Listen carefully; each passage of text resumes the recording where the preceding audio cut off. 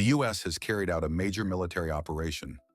U.S. President Donald Trump has confirmed that Venezuelan leader Nicolas Maduro and his wife were flown to the U.S. Navy's Wasp-class amphibious assault ship USS Iwo Jima following their capture. During the operation, explosions were heard in Caracas, the Venezuelan capital, and in other areas, indicating that U.S. forces carried out attacks on key targets. According to Trump, he was in a house that was more like a fortress than a house. It had steel doors.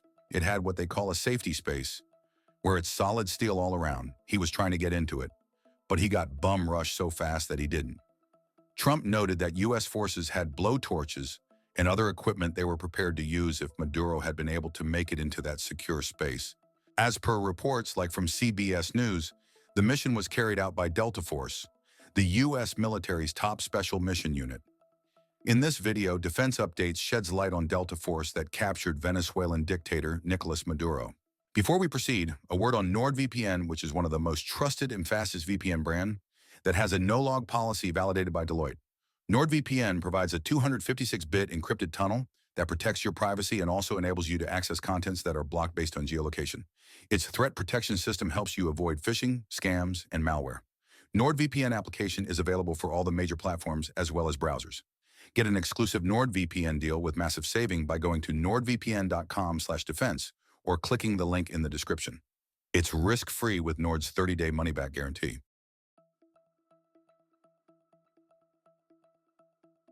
Delta Force was conceived in response to a recognized gap in U.S. military counterterrorism capabilities during the Cold War. Its creation is closely tied to Colonel Charles Beckwith, an Army Special Forces officer who served as an exchange officer with the British Special Air Service SAS in the early 1960s. Beckwith was deeply influenced by the SAS model, particularly its small unit autonomy, rigorous selection, and focus on counterterrorism and direct action, and concluded that the United States lacked an equivalent national-level unit. Throughout the late 1960s and early 1970s, Beckwith repeatedly advocated for a dedicated U.S. counterterrorism force, but his proposals gained limited traction until the global rise of airline hijackings, hostage crises, and politically motivated terrorism in the 1970s. Events such as the 1972 Munich Olympics massacre underscored the urgency of having a standing force capable of rapid, precision response to terrorist incidents. In this context, the U.S. Army formally established 1st Special Forces Operational Detachment Delta, Airborne, on November 19, 1977, at Fort Bragg, North Carolina. Beckwith was appointed as the unit's first commander and was granted broad latitude to design its structure, selection process, and training regime. Drawing heavily from SAS doctrine, but adapting it to U.S. operational requirements, Beckwith emphasized individual initiative, psychological resilience, and mission-focused decision-making over rigid hierarchy. Delta Force was deliberately kept small, highly selective, and separate from conventional command structures, reflecting its intended role as a national-level asset rather than a theater-level formation. From the outset, the unit was designed to operate under extreme secrecy, with missions authorized at the highest levels of government.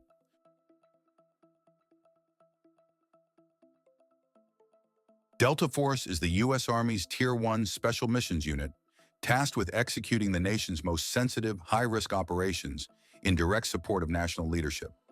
Its core mission is counterterrorism, encompassing hostage rescue, high-value target capture or kill missions, and rapid response to imminent threats worldwide. High-value target capture is a defining mission of Delta Force.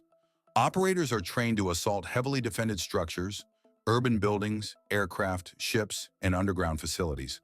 The unit also conducts covert special reconnaissance, intelligence support, and direct action operations in politically sensitive or denied environments where conventional forces are unsuitable.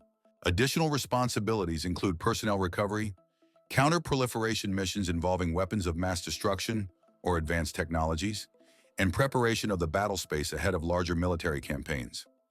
Delta Force is optimized for speed, precision, discretion, and adaptability, enabling it to operate globally with minimal footprint and decisive effect under the highest levels of authorization. Delta Force is organized to remain flexible and compartmented, rather than a conventional military formation. While exact details remain classified, open-source assessments indicate the unit consists of several hundred combat operators supported by a larger number of intelligence, aviation liaison, logistics, communications, medical, and technical specialists.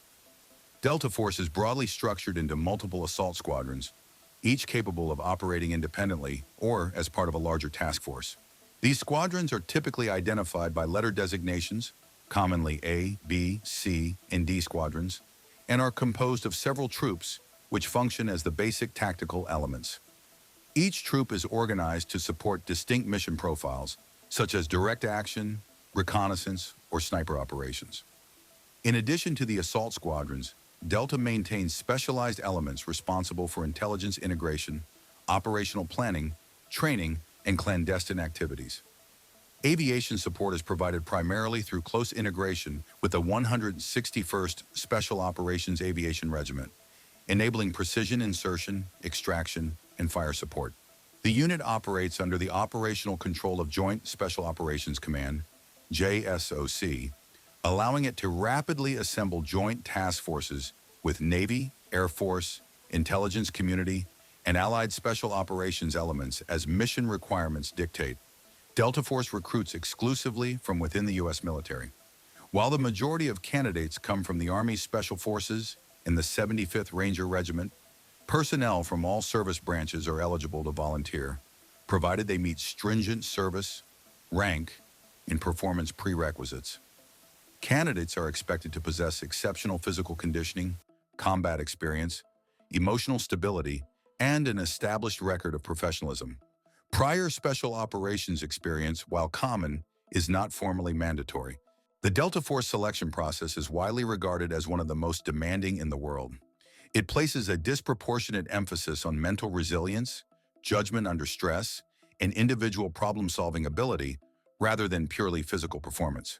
Selection typically unfolds in phases, beginning with physical assessments and progressing to extended land navigation exercises conducted under extreme fatigue, sleep deprivation, and isolation. Candidates operate entirely alone, without encouragement, feedback, or team interaction, reinforcing the unit's emphasis on self-reliance. The culminating event, often referred to informally as the long walk, requires candidates to complete a progressively heavier ruck march over difficult terrain within an undisclosed time standard. Completion does not guarantee acceptance. Candidates who pass the physical phase are subjected to an exhaustive evaluation by senior cadre, including psychological screening and formal interviews. Historically, attrition rates exceed 90%. The assessment process is extremely demanding, emphasizing land navigation, endurance, psychological resilience, and independent decision-making. Attrition rates are exceptionally high, commonly exceeding 90%.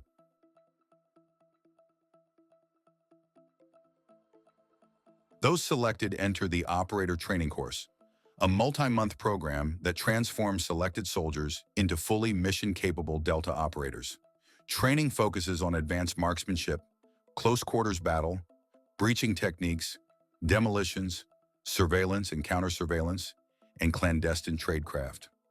Operators are also trained extensively in vehicle operations, aircraft and ship assault, military freefall parachuting, and specialized insertion methods.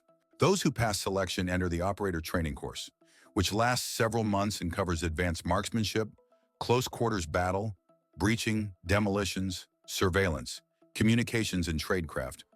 Operators also receive training in parachuting, combat diving, advanced driving, medical skills, and language cultural familiarization. Training continues throughout an operator's career, with constant refinement of tactics and techniques. Delta Force maintains access to cutting-edge weapons, surveillance systems, aviation support, and classified capabilities.